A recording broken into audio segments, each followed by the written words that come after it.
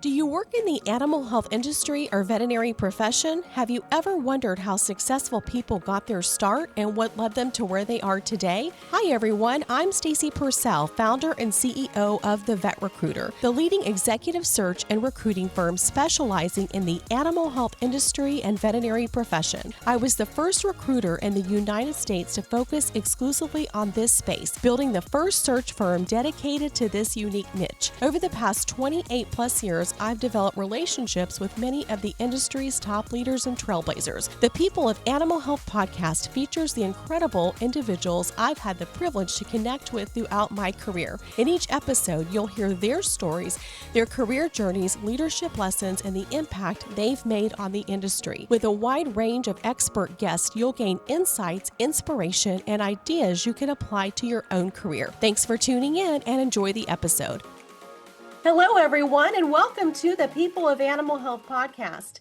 Today's guest on the People of Animal Health podcast is Dr. Thomas L. Godwin, a pioneering veterinarian, entrepreneur, and rancher whose career has shaped modern veterinary medicine. A co-founder of one of the first animal emergency clinics in the United States and the first animal emergency clinic in Texas, Thomas helped redefine standards of veterinary care. Over more than 5 decades, he built and scaled multiple hospitals, and he was one of the founders of ProVet, a veterinary supply company. He later led mergers and acquisitions for Pets Choice, helping it grow into a major national platform. Beyond veterinary medicine, Dr. Godwin has managed large-scale ranching operations, and he remains deeply committed to family, faith, and stewardship of the land. Tom, thank you for being here with me today on the People of Animal Health podcast. And how are you today? I'm great. Nice to talk with you.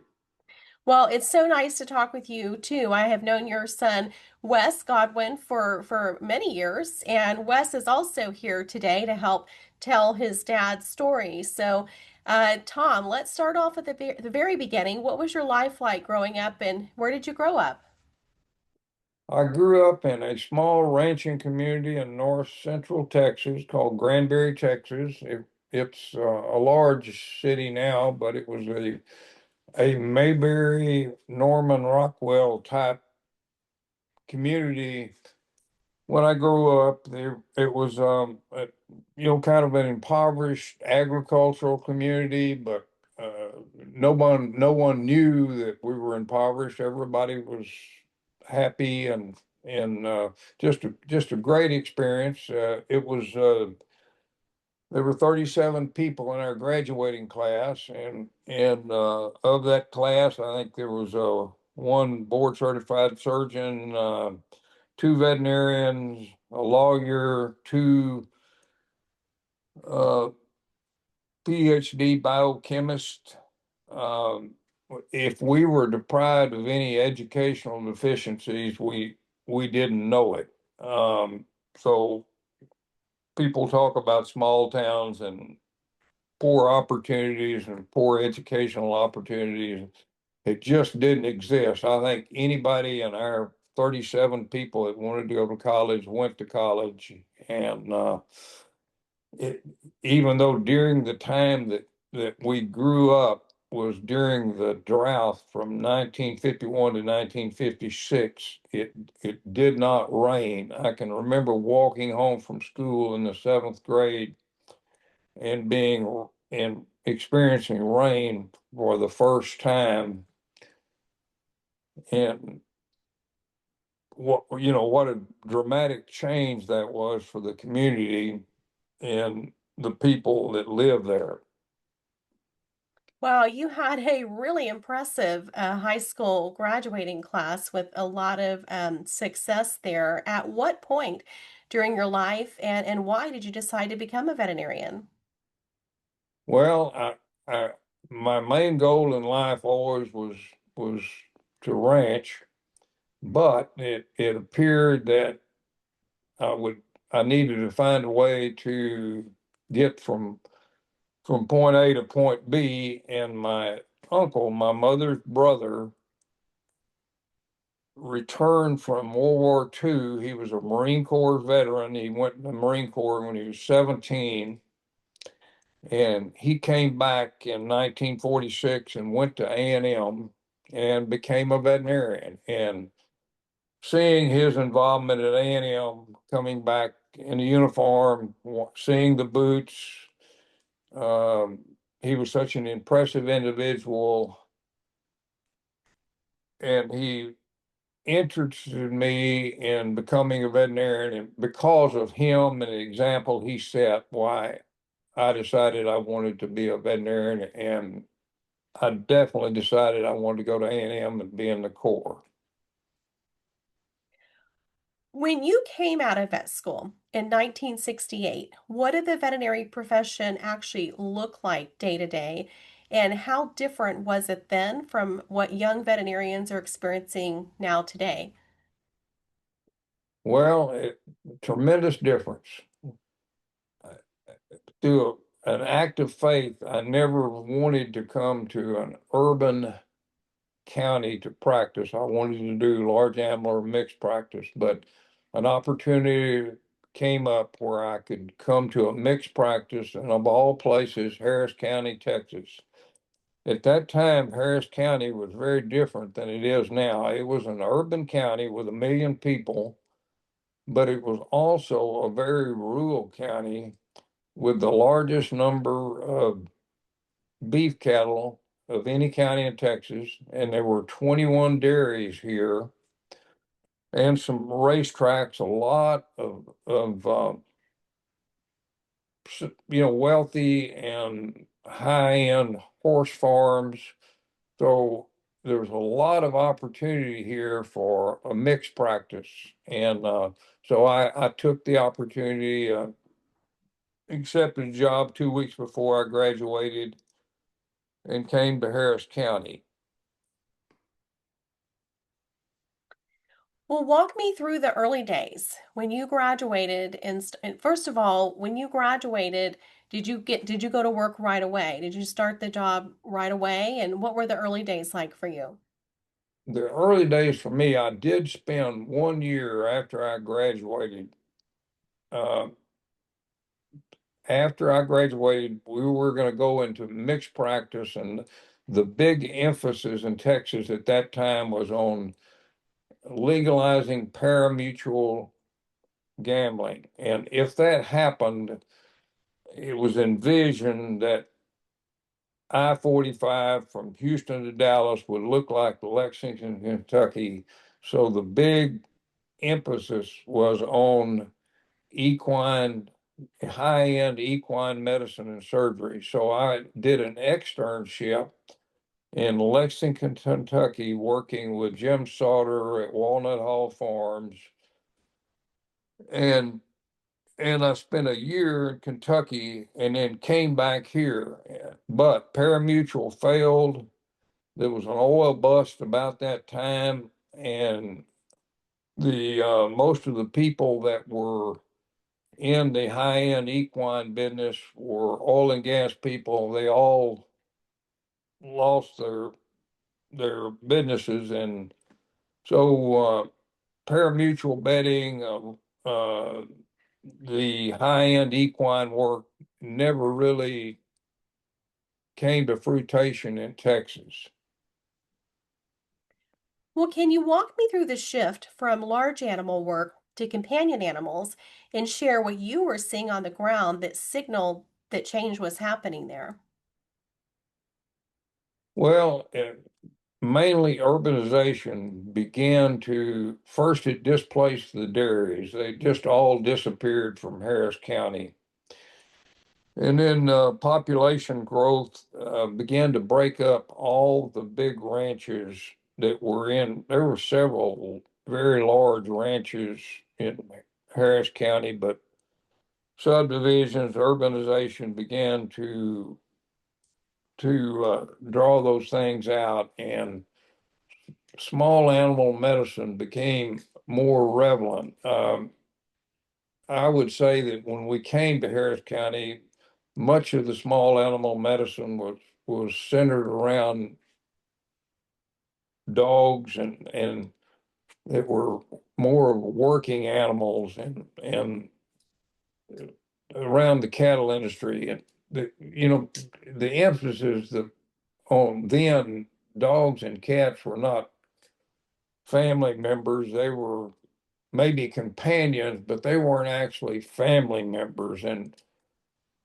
I would say with the increase in urbanization and then the change in people's attitudes from agribusiness and agricultural upbringing and generational change to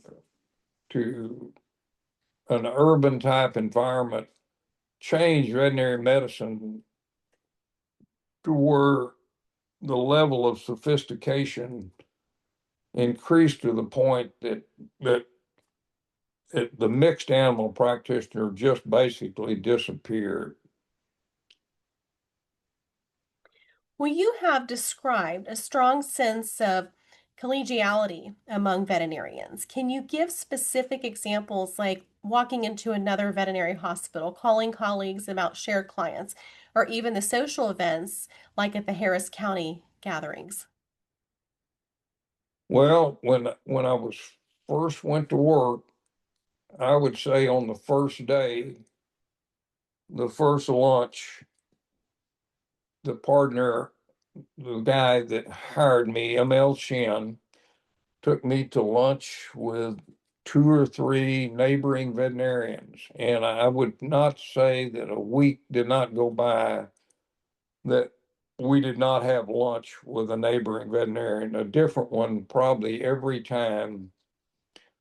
And we developed I would say, a very close network um, surrounding veterinarians, and then we formed a veterinary association, the Greater Houston Large Animal Practitioners Association, and it was all mixed practice. We all had small animals, but practice, but we did large animals, and through that group, we began to have CE meetings. We began to we would have picnics. We would have, and these picnics would involve real vigorous games of football and volleyball. And we even had one of our members' cousins die during the football game, and it interrupted it for a short period of time. Uh, but we would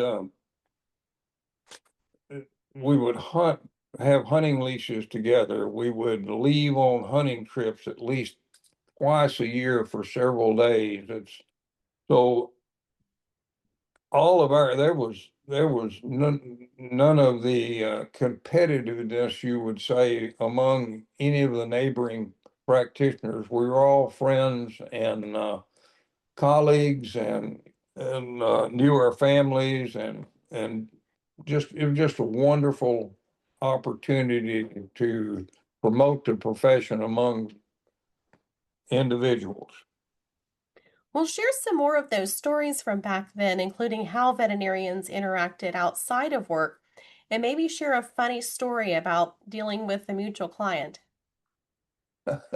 Well, I guess we can talk about that for all these years. The funniest ones I can remember, all of us had a list back then of clients that owed us money, and everybody had a big long list. And some of the clients were notorious for sharing veterinarians and owing different veterinarians amounts of money. And I can remember one night that Buddy Smith, our colleague at Bayshore Animal Hospital, called ML about an individual that just called with a colicky horse. And he owed Bayshore Animal Hospital quite a sum of money. And ML took the call from Buddy, and Buddy told him to expect a call to our answering service, which is how we took calls back then. We wore a pager to expect a call from this client, and then she owed him several $1,000s. And so anyway, sure enough, within about 5 minutes, ML's pager went off and mine went off, and it was this client with a colicky horse. And so ML decided he'd take the call, and And he got the client on the phone, and the client began to describe the colic, and ML would ask her every nuance of symptoms the horse was exhibiting, how long it was exhibiting. Then he went into where she lived and how to get there, and probably took 15 or 20 minutes to gather all this information. And then at the end, he asked her, by the way, you owe Dr. Smith X number of dollars. Why have you not paid him? And of course, that client automatically slammed the phone down, and that was the end of that. We don't know who they found to. We did eventually find out who they called, and the colic was taken care of, I think, by Matt Cooley's group. But anyway, that was an example of probably something that would draw the board's attention now. Wow. Well, take me back to the moment you and your colleagues decided to build one of the first emergency clinics in the United States and the first ER clinic for animals in Texas. And walk me through how you actually made that idea a reality. Okay. Well, it probably all started to our close-knit group in the Greater Harris County Large Animal Practitioners Association, but mainly the veterinarians in Southeast Houston. And there were there were seven people. They were John Henley, Bill Shaw, Charlie Wilson, Earl Waddell, Dan Sanders, ML Shin, and myself. All of them were small animal practitioners, with the exception of ML Shin and myself. We were partners in a clinic, but we both did mixed practice out of the same clinic. Um, Bill Shaw and John Henley, I would say, were the drivers, and they may have come up with the idea. I think they did come up with the idea of a small animal practice, but we could not convince them to do large animal at the same time. They just only wanted to do small animal. If they would have agreed to do large animal, there would have been a lot more people who would come into it, but no one else besides ML and I would do it because it didn't take care of large animals at the same time. But we agreed to that we would form an emergency clinic. So we actually went out and leased a very small um, shopping center in plate on in actually in Houston on Broadway and Park Place, and finished it out ourselves. It took us 1 month. We built all the cabinets, we put in all the fixtures, ordered the equipment. I think we spent a grand sum of $3,000, and we furnished all the labor, Oh, wow. and had no idea if it would work or not, but we drew straws for the first night, April 1st, 1972, and all seven of us were there. And Charlie Wilson drew the short straw to take the first call. We answered the call himself. We had one technician, and that was it. But we answered the phone call. He did cesarean on a Miss Jordan's puppy, little poodle, uh, and the check bounced.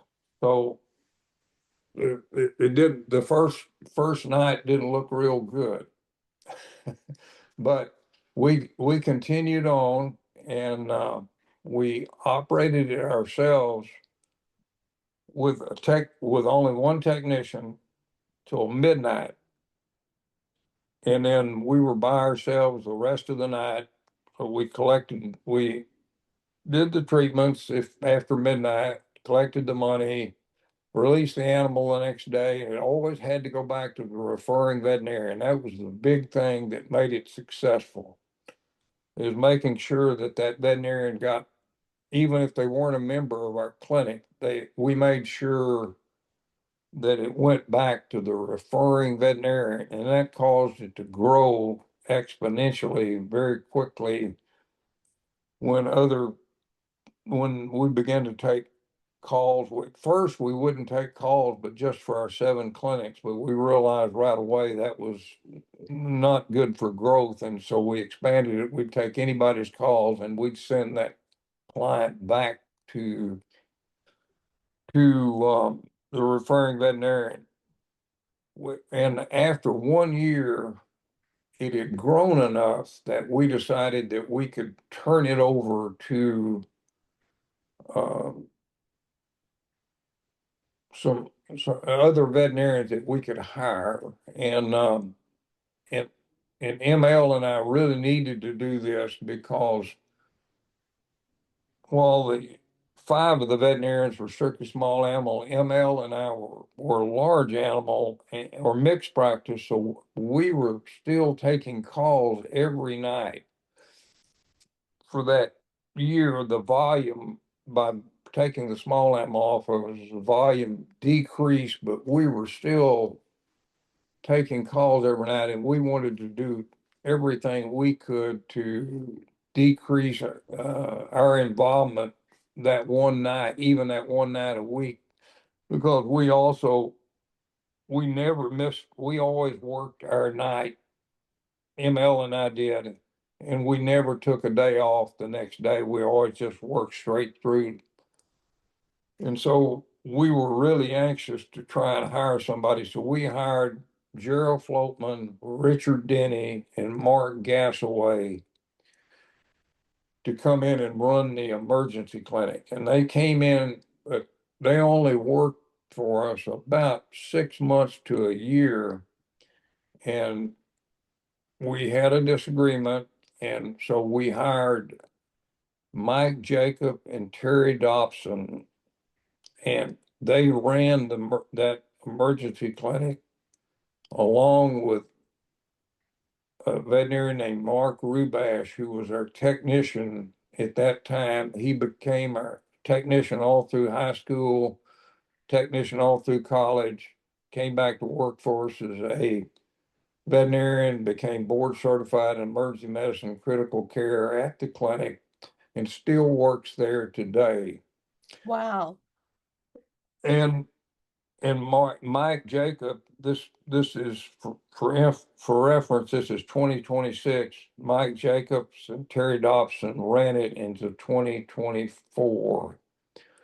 So we basically had the same continuity of veterinarians for 40 years. Hey everyone, we are interrupting the episode briefly to talk to you about today's sponsor. This episode is brought to you by the Vet Recruiter. The Vet Recruiter is the go-to executive search and recruitment firm in the animal health industry and veterinary profession, dedicated to connecting exceptional employers with high caliber candidates. With a deep understanding of the animal health industry and veterinary profession and a vast pool of talented candidates, we make the hiring process seamless and efficient for the animal health and veterinary employers who have critical hiring needs. If you are an employer in search of top talent, or you work in the animal health industry, or are a veterinarian ready to take the next step in your career, look no further than the Vet Recruiter. The Vet Recruiter has placed many of the industry's top leaders, from CEOs to COOs to chief veterinary officers to VPs of marketing and sales and heads of R&D and chief scientific officers. We have built sales forces for many leading animal health companies and have placed more veterinarians in clinical practice than any other search firm in the U.S. Ready to take the next step? Visit thevetrecruiter.com today. That's thevetrecruiter.com. And now let's get back into the episode. Back in those days when you were building all of that, do you remember how many hours a week you were working at that time? Oh, probably probably 50 to 60, I would say. Yeah. Well, Yeah. Todd, go ahead. And I might mention, I want to give credit that the original founders, so many of them were veterans. For instance, Earl Waddell, he was our first. One of us had to be medical director. Earl Waddell was the first medical director. He became a veterinarian after World War II. He was a Marine carrier pilot. Uh, he he served as medical director, I think, only 3 years, and then had a heart attack and passed away. And then, so Leland Thompson became our next medical director. He was a veteran, saw combat, drove an LTV back across the Pacific to Washington State, docked it, went to veterinary school.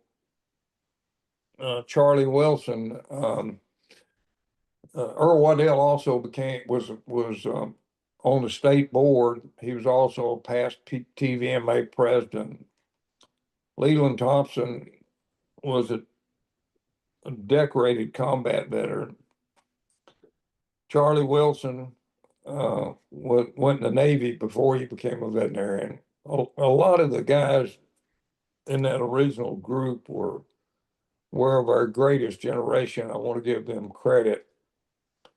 This Leland Thompson was the second medical director, and I was the third. And I think I was medical director about 25 years. And, Wow. and during that time, we expanded the emerging clinic to a second location in League City, and it eventually became bigger than the original location. And then when VCA took over, we actually expanded it to a third emergency clinic, of which I was medical director of all three. And that was on the 1960 area. But going back to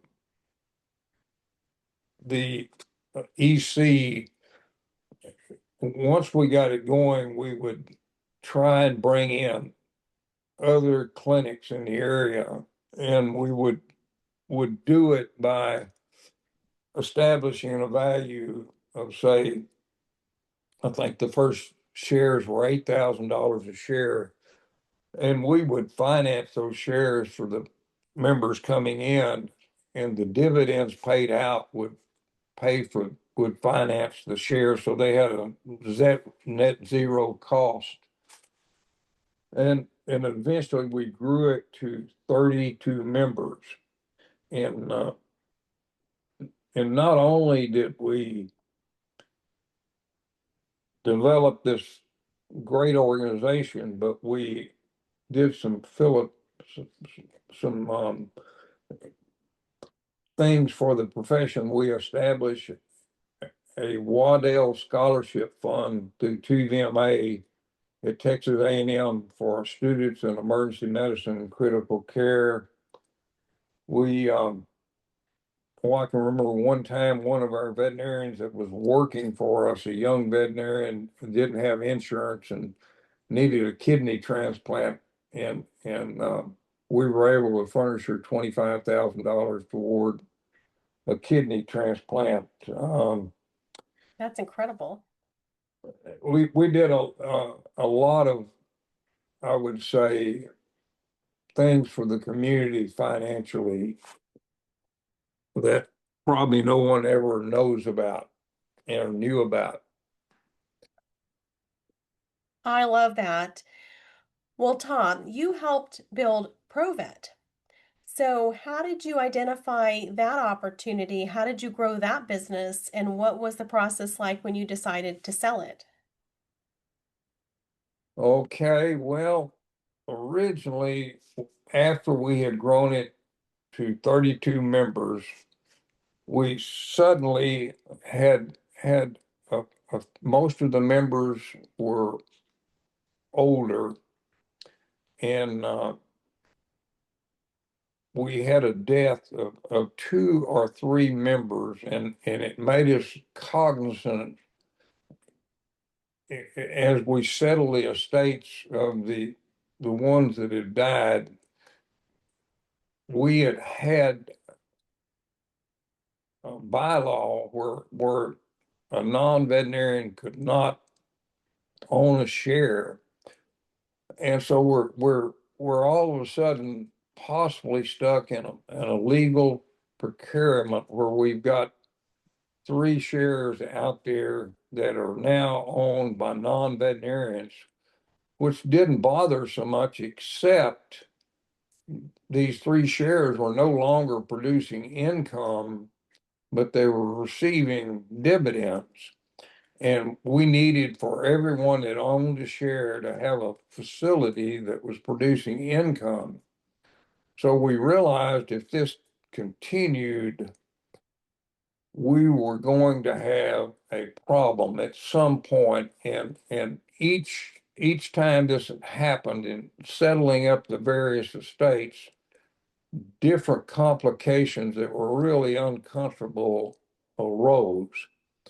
So we were able to buy those shares at a much greater sum than they had paid for them back from each one of the three widows. But we decided at that point that possibly we should look for an outside source to buy the emergency clinic to run it in perpetuity. And we could not find an individual that would be able to handle this situation. So and I can't remember the exact circumstances, but I got in touch with NVA, and they came down and looked, and that was my first experience with corporate medicine. For some reason, we had some kind of publicity situation or issue with VCA and when they bought their first clinic in Dallas, and we didn't contact VCA, but we did contact NVA, talk to them, and somehow in the discussion, um, we found out about Provet, and I found out about Bob Featherston, and I called Bob Featherston. And Bob Featherston called Shane, and the next thing I know, Shane, Bob Featherston, Tad Gornell, and Barry Matthews were in my office in Houston, Texas, and they wanted to come to Texas. And and and I think I misstated there. I meant Pet's Choice, uh, Shane Kelly with Pet's Choice, and and Shane and Bob Featherston particularly um, convinced us that they could continue on with our philosophy. We were all. I had the first AHA clinic in Pasadena and Deer Park, and I was convinced that, and so therefore I made both ECs AHA clinics, and Shane was okay with continuing that as a company policy in Texas, and he did, and he was willing to maintain the structure and the philosophy, and was interested in expanding the emergency clinic more. So we decided to sell to Pet's Choice, and I went to work for Pet's Choice in M&A capacity with a guy named Chuck Hoover, who was he'd been 2 years in the submarine service before he became a veterinarian. So another of the greatest generation. And Chuck and I, for several years, grew the Pet's Choice in Texas to around 40 clinics, and they expanded outside of Chuck's and I's influence in Arizona, maybe 15 more clinics. And anyway, we got it up to about 60 clinics before VCA bought Pet's Choice. And I'm sure you're familiar with the story from then on. Well, I knew Bob Featherston, and he lived in Tulsa at the time, and that's how I got connected with Pet's Choice. And I remember going up there and seeing their corporate office. They had a beautiful fish tank with some exotic fish, and Shane Kelly's been on this podcast too. So our listeners who are listening today, be sure to also check out the episode where I talked to Shane Kelly. Oh, Well, Stacy, could I interrupt you? One thing that is very important, and I saw your podcast with Shane. It was very good. Uh, During when we started the emergency clinic, we did one other unique thing that I think was uh, possibly the first. We hired a surgeon, brought a gentleman named Bill Daly into our EC as a referral surgeon. And that was a really unusual situation at the time. And I don't know of anyone else in private practice at that time that was doing that. And to do that, we had to guarantee him a base salary, which we did, but we never had to act upon it because the business always took care of it. And then after, after we added the surgeon, it was so successful we added Steve Susnick as an internal medicine doctor. And then we added two cardiologists, Jennifer Lunny and Kyle Braley. And then we had a dermatologist. They were all in-house. The surgeon, the internist, the cardiologist, the two cardiologists. And then we had an ophthalmologist, Coley Herman, come in once a week, and a dermatologist, Bill McDougall, come in once a week. So we had a full house of referral veterinarians in the daytime, in addition to the emergency clinic at night. mm-hmm. Well, Tom, would you paint a picture of Texas in the early 1980s during the boom years, including what life looked like for veterinarians who owned planes and ranches and even savings and loans? Stacy, could you repeat that? For some reason, it didn't come through. Would you paint a picture of Texas in the early 1980s during the boom years, including what life looked like for veterinarians who owned planes, ranches, and even savings and loans? Oh, yes. Okay. Well, uh, veterinary medicine, I'd say in the early 80s was becoming very lucrative. And I would say the transition from an agribusiness environment, rural environment to an urban environment, the pet becoming more of a family member, um, veterinarians were doing quite well. And veterinarians always being entrepreneurial, and I was in partners with a very entrepreneurial veterinarian, M.L. Shin. They were always looking for different ways to start businesses. I remember we had car washes, we had a skateboard park, but he started a savings and loan, and a very lucrative savings and loan, and one that became quite famous, unfortunately. But savings and loans were growing in Texas at that time. There were hundreds of them. They were probably, I would say, in home finance, they took up a third of the banking business in Texas. And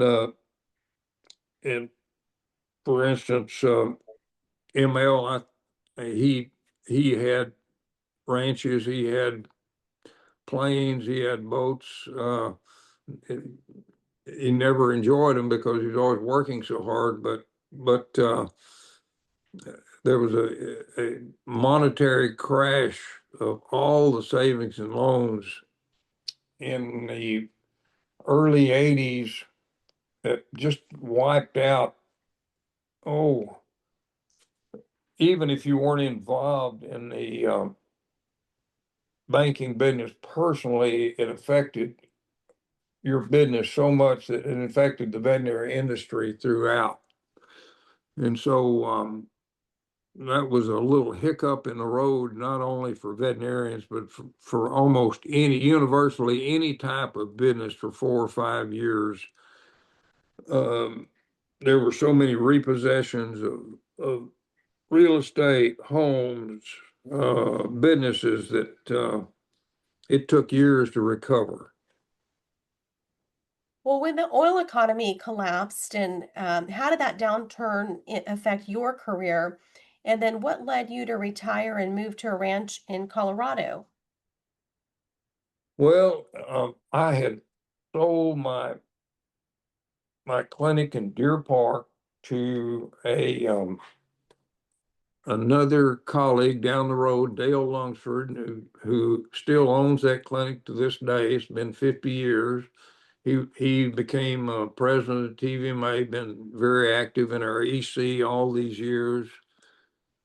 And we bought a 120,000 acre ranch in Colorado and ran it for 4 years. I was the managing partner. I owned it in conjunction with 11 other people, but I was the managing partner and actually on site did much of the physical work that it required. And I think I came back to Texas after we had an opportunity to sell it and cash out, and I came back to Texas and was able to lease 12,000 acres in Harris County and say continue the ranching tradition, which my family has continued to this day, and my son Wes has taken over. He'd taken over part of it several years ago, and he took over the last of it this year. And we have a grandson involved in the ranching business also. But we came back to Texas, and at that time, I think the Earl Waddell had passed away. Leland Thompson, the second manager of the emergency clinic, had decided to move to Alabama, so they recruited me to become medical director of the emergency clinic. And I did so and stayed on till I think for about 25 years. Tom, what has been the most surprising thing to you during the time that you were involved in the veterinary profession? The most uh,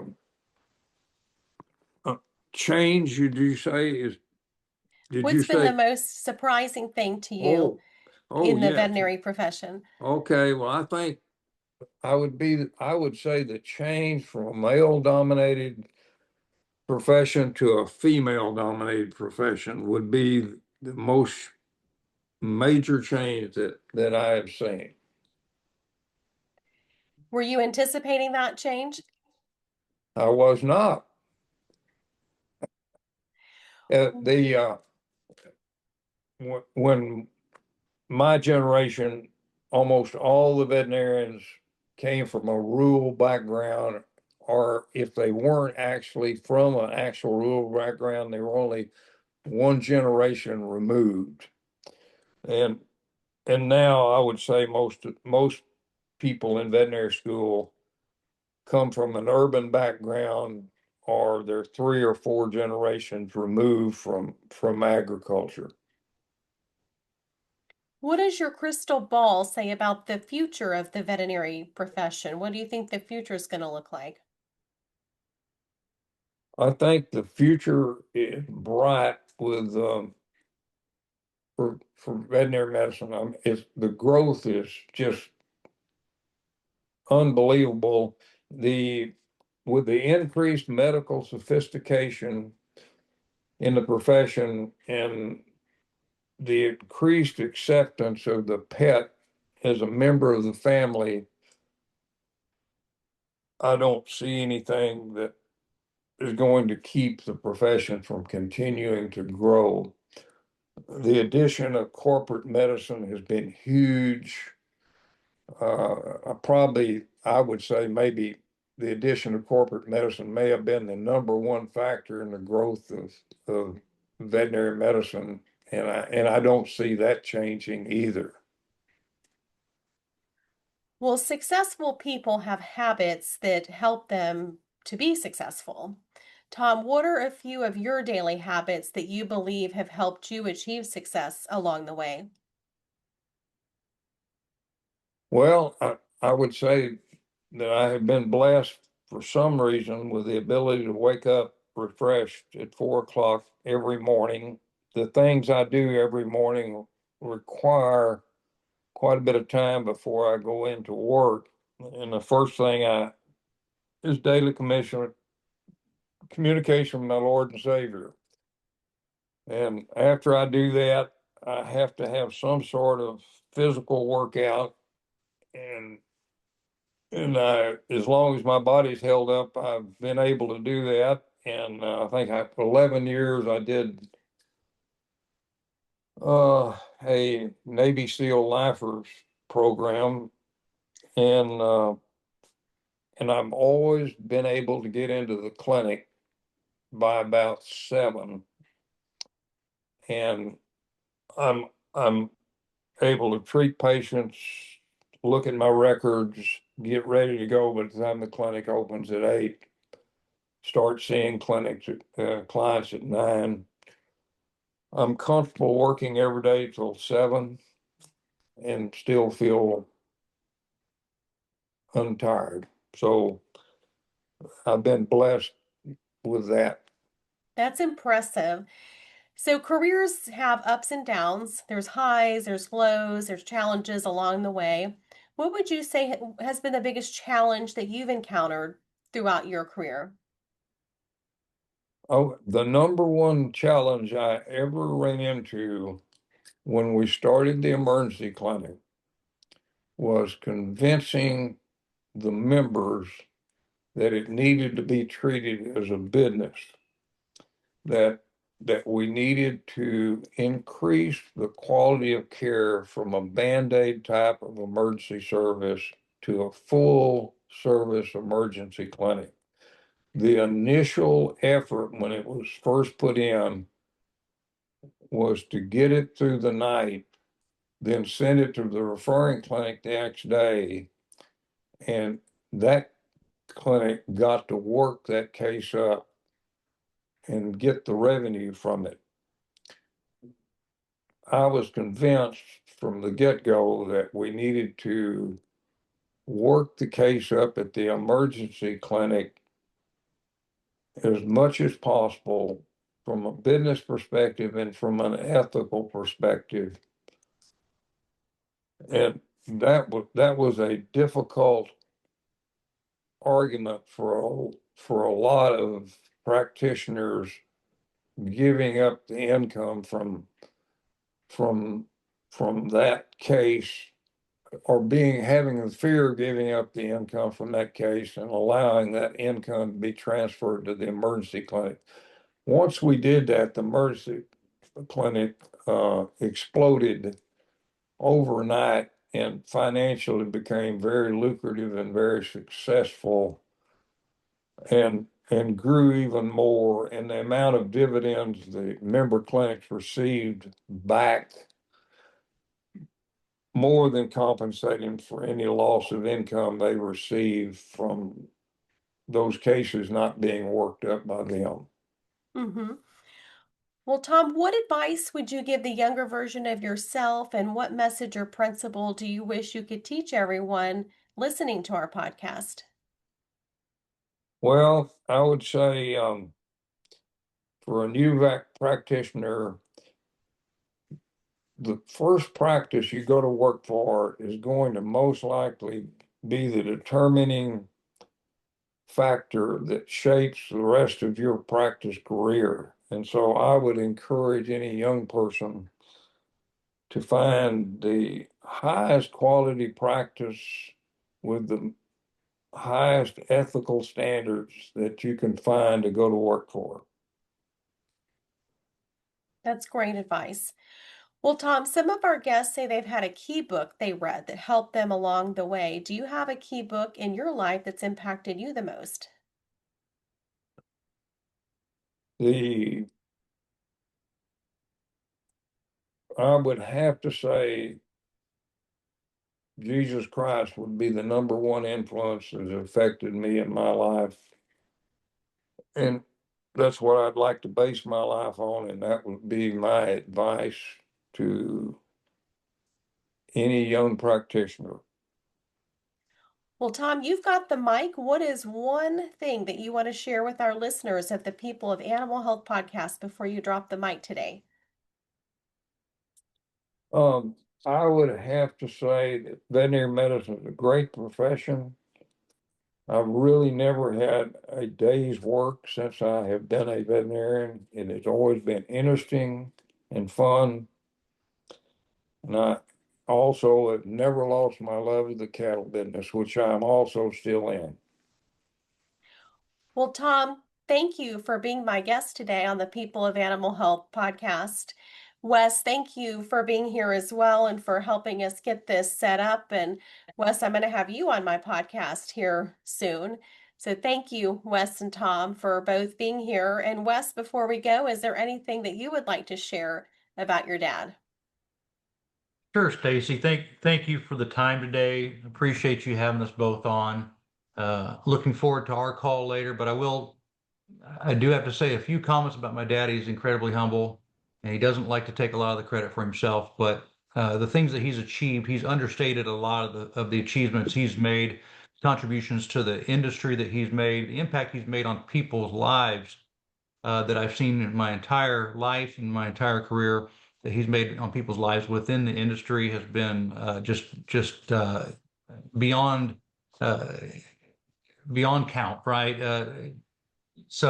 Once again, just I'm grateful and blessed to have been exposed to the industry through him, and very proud of the things he's done. Well, thank you, Wes. Tom, you have accomplished some incredible things. I love the stories that you shared with us today. And Wes, you've accomplished so much too. I look forward to hearing you tell your story. And thank you again, both Wes and Tom, for being here today. Thank you, Stacy. Thank you. We enjoyed it.